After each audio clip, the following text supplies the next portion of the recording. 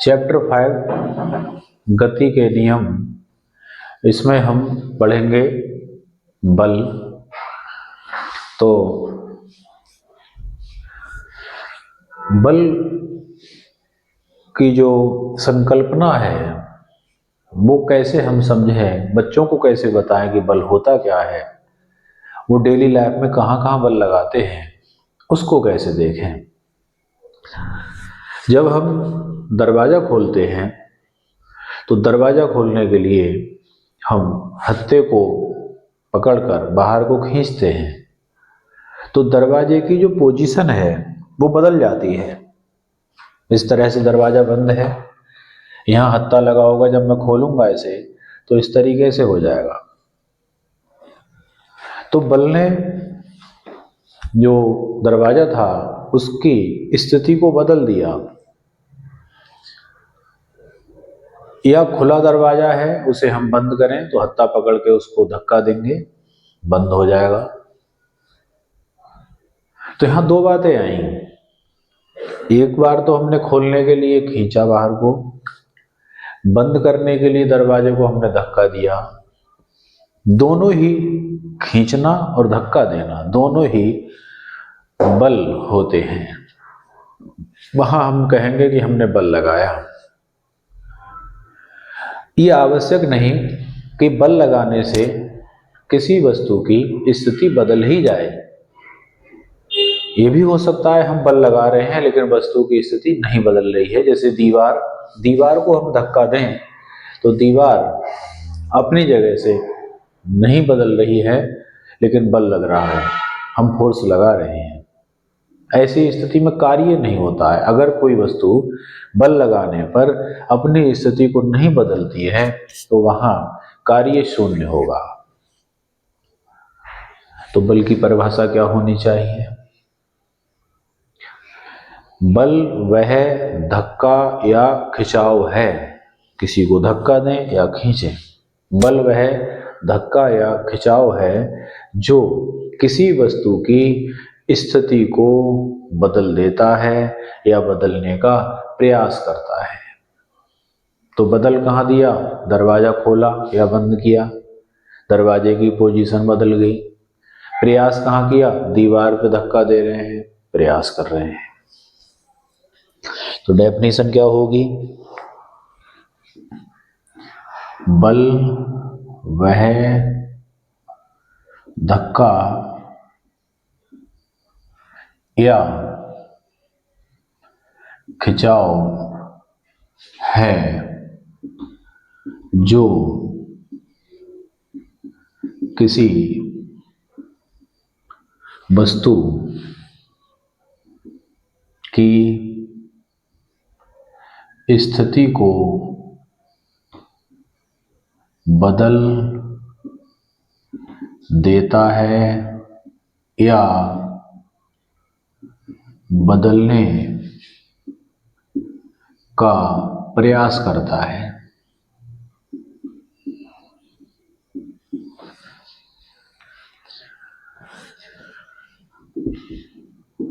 Example डालेंगे, जैसे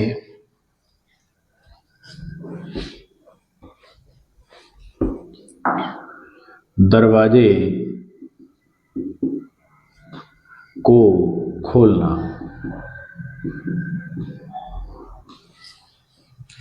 और भी हो सकते हैं एग्जाम्पल। कोई मेज रखी है कमरे में, तो कमरे में जो मेज रखी है उसको हम एक स्थान से दूसरे स्थान ले जाना चाह रहे हैं, दूसरे कमरे में, तो उसे उठाएंगे। तो उठाने में क्या लगाया हमने? बल लगाया, फोर्स लगाया।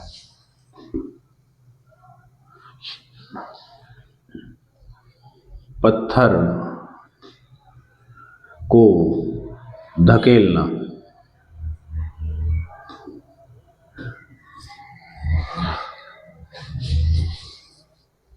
घास काटने का रोलर होता है, उसको खींचना या धकेलना, वो भी इसी में आएगा, बल में आएगा।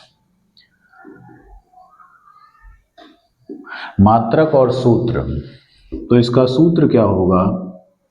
सूत्र होगा F = द्रव्यमान इंटू त्वरण। द्रव्यमान को हम किससे लिखेंगे? m से।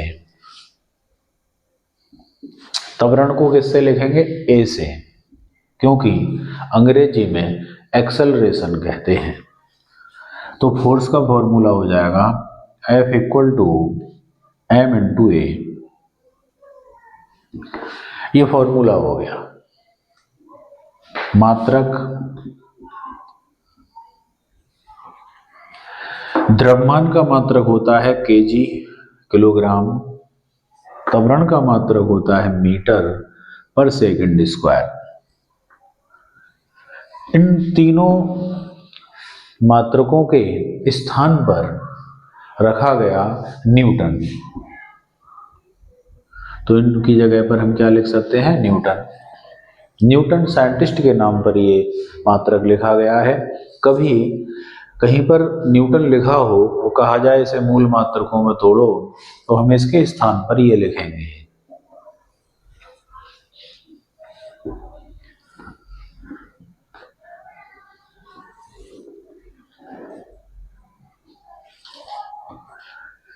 यह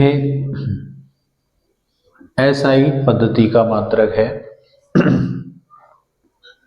सिस्टम ऑफ इंटरनेशनल। अगर मैं सीजीएस में लिखूं, सीजीएस पद्धति में सेंटीमीटर ग्राम सेकंड में, तो किलोग्राम की जगह आएगा ग्राम, इंटू मीटर की जगह आएगा सेंटीमीटर, अपॉन सेकंड स्क्वायर। तब इस छोटे मात्रक को हम क्या लिख सकते हैं? तब इसे लिखते हैं डाइन।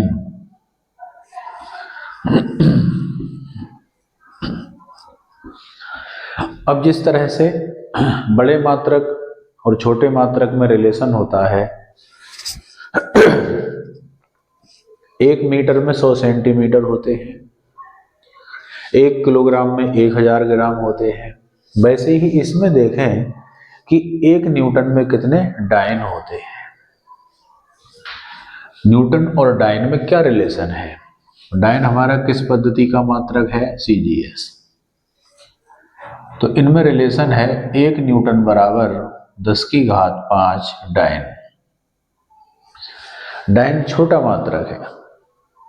1 न्यूटन में लगभग 1 न्यूटन में 1 लाख डाइन होते हैं।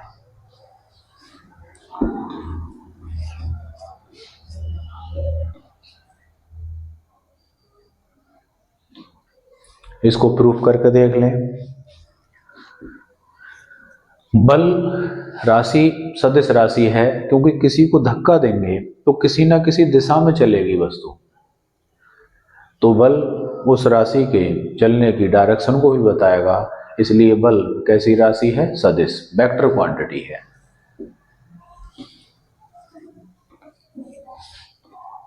अब हम ये प्रूफ कर लें कि 1 न्यूटन में 10 की पावर 5 कैसे होते हैं।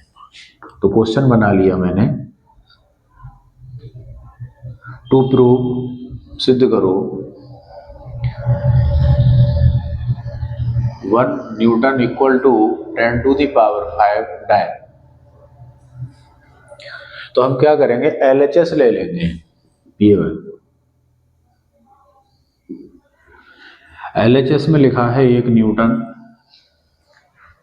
1 न्यूटन को मूल मात्रक में ब्रेक कर दें। मूल मात्रक में, फंडामेंटल यूनिट्स में, तो होता है 1 किलोग्राम मीटर पर सेकंड स्क्वायर। लिख लिया। 1 किलोग्राम में लिख सकते हैं 1000 ग्राम, मीटर में लिख सकते हैं 100 सेंटीमीटर, अपॉन में सेकंड स्क्वायर। जीरो देखेंगे कितने हैं? 3 जीरो और 2 जीरो, कितने हो गए? 5।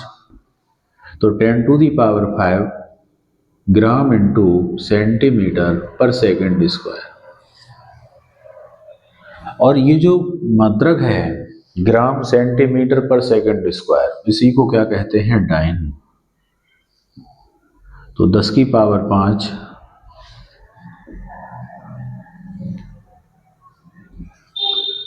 ये प्रूव्ड हो गया। 1 न्यूटन में 10 की पावर 5 डायन होते हैं।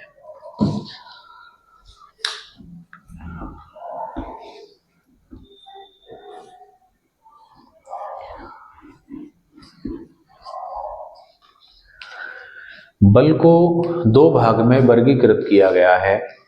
एक तो संतुलित बल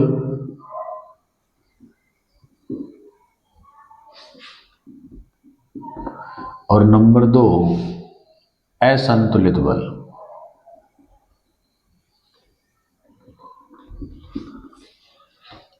संतुलित बल बैलेंस्ड फोर्स, ये क्या होते हैं? एक सीट पर 3 बच्चे बैठे हैं इस तरह से,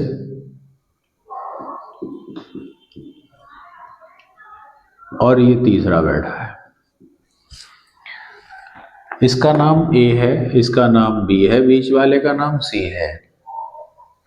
पहला बच्चा इसे अपनी ओर को खींचता है 5 न्यूटन के बल से।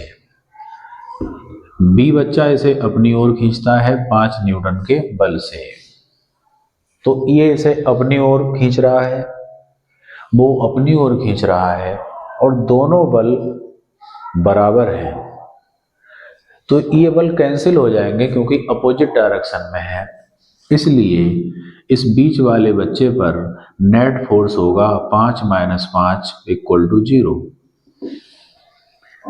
बल विपरीत दिशाओं में है तो घटा देंगे, घटाएंगे तो 5 में से 5 घटा 0। उस समय ये बीच वाले बच्चे पर नेट फोर्स होगा 0 और ये बल संतुलित बल कहलाएंगे। तो किसी वस्तु पर एक से अधिक बल लगे हों और सभी बलों का टोटल 0 हो तो उन बलों को हम संतुलित बल कहते हैं, बैलेंस्ड फोर्स। इसका एक बड़ा अच्छा एग्जाम्पल और है, तराजू। तराजू में एक तरफ हमने बाहर रखा है 2 किलो का बाट, एक पलड़े में चीनी तोल रहे हैं 2 किलो। जब तक चीनी की मात्रा कम रहेगी तो चीनी वाला पल्ला ऊपर रहेगा, जैसे जैसे चीनी की मात्रा बढ़ाएंगे पल्ला बराबर होता आएगा, और जब चीनी पूरी 2 किलो हो जाएगी तो भार और चीनी दोनों आमने सामने होंगे। उस समय जब वो रुक जाएंगे, तराजू चलना रुक जाएगी, उस समय वहां पर कौन सा बल होगा? संतुलित बल होगा। तो तराजू में वस्तु का भार तोलना,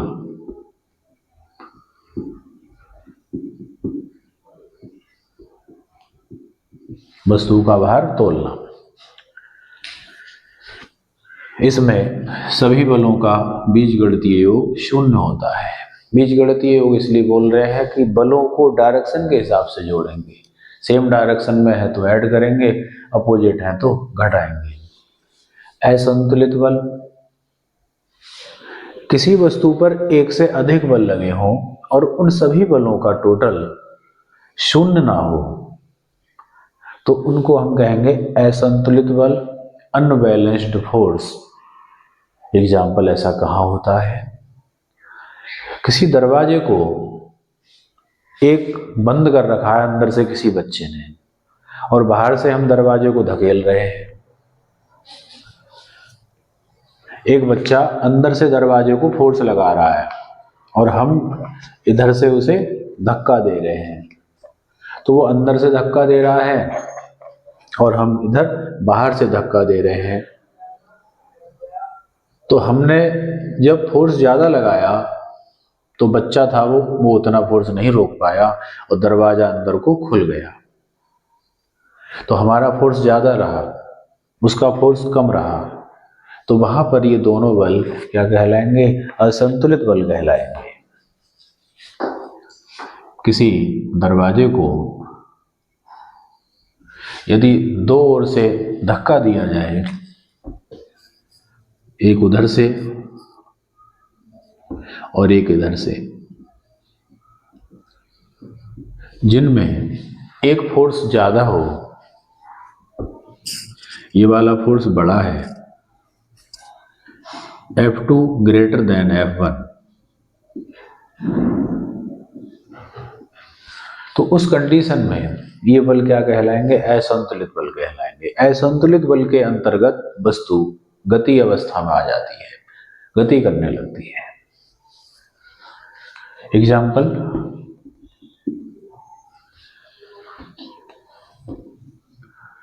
किसी दरवाजे को एक बच्चा अंदर से रोक रहा है और दूसरा बच्चा बाहर से धक्का दे रहा है, उस कंडीशन में कभी दरवाजा खुलेगा, कभी वो धक्का देगा बंद होगा, फिर हम धक्का देंगे खुलेगा, वो उस स्थिति में असंतुलित बल होंगे। उस समय summation F is not equal to 0। बल का जो समेशन है, बल का जोड़ है, वो 0 नहीं होगा।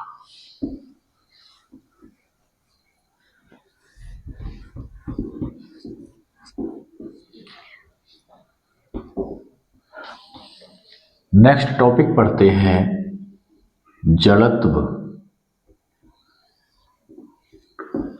इसे इंग्लिश में कहते हैं इनर्शिया, लिखते हैं इनर्टिया और पढ़ते हैं इनर्शिया।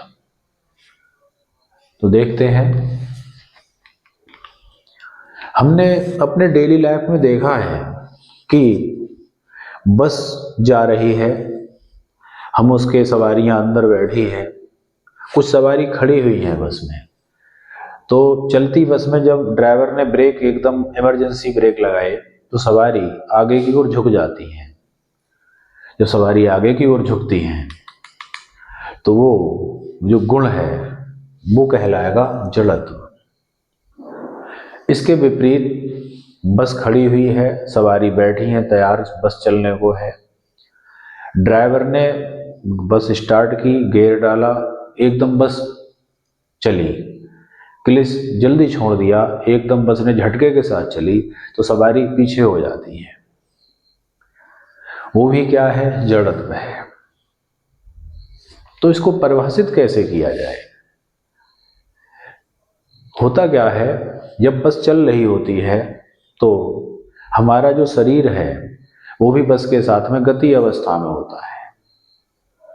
बस वाले ने ब्रेक लगा दिए, बस तो रुक गई, लेकिन हमारा शरीर गति में ही रहना चाहता है और आगे कुछ आता है। तो डेफिनेशन क्या निकली? इन एग्जाम्पल के द्वारा क्या हम सीखे, क्या ये डेफिनेशन निकली? कोई वस्तु गति अवस्था में है तो उसमें ही बनी रहना चाहती है। अगर परिवर्तन करेंगे तो वो उसका विरोध करेगी। परिवर्तन किया, बस में ब्रेक लगाए, शरीर ने विरोध किया, शरीर आगे आ गया। किसी वस्तु पर बल लगाया जाए तो वस्तु अपनी अवस्था परिवर्तन का विरोध करती है। इस विरोध करने के गुण को ही जड़त्व कहते हैं। तो जड़त्व 3 प्रकार का है। नंबर 1 गति जड़त्व, नंबर 2 विराम जड़त्व, नंबर 3 दिशा जड़त्व। तीनों के अपने अपने एग्जाम्पल, उनके द्वारा समझ लेंगे। गति जड़त्व, एग्जाम्पल, गतिमान बस के अचानक रुकने पर यात्रियों का आगे की ओर झुकना।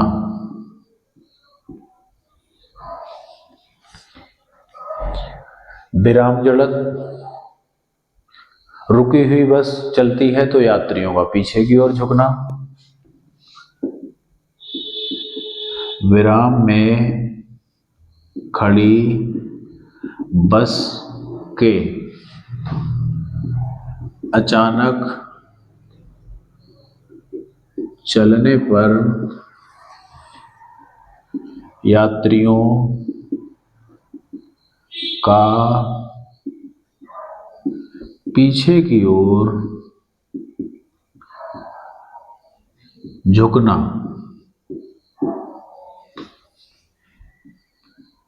एग्जाम्पल नंबर दिशा जड़त का थर्ड एग्जाम्पल। हम कार में बस में बैठे हैं, रास्ते में सड़क पर एक मोड़ आ जाए ऐसे, और कार जा रही है, तो कार के अंदर जो सवारी है, जब कार वाला कार को यहाँ टर्न करेगा स्पीड पर, तो सवारी अंदर की सीधे के बजाय बाहर को झुक जाती है।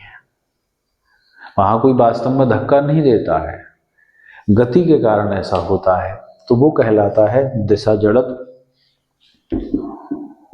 सड़क के मोड़ पर यात्रियों का बाहर की ओर झुक जाना।